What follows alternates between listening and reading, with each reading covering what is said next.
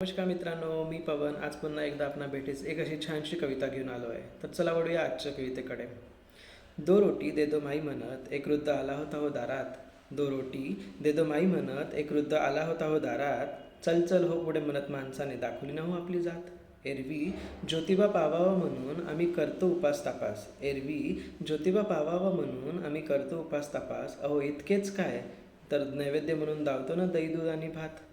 काय माहिती यांना कसला होतो हो त्रास. काय माहिती यांना कसला होतो हो त्रास. जन्मदात्या आईबापांनाच घालतात बुक्क्या आणि लात. अहो काय माहिती यांना कसला होतो त्रास. म्हणतात चुपचाप बसा नाहीतर नेऊन घाली ना आश्रमात. आजकाल जो नाही तो सूट बूट टाय आणि शायनिंगचीच करतो बात.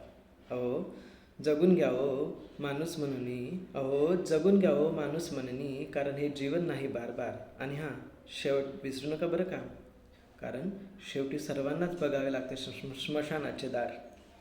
तो मित्रांनो, ही होती आजची कविता आपणास कशी वाटली आपली प्रतिक्रिया कमेंटद्वारे नक्कीच कळवा.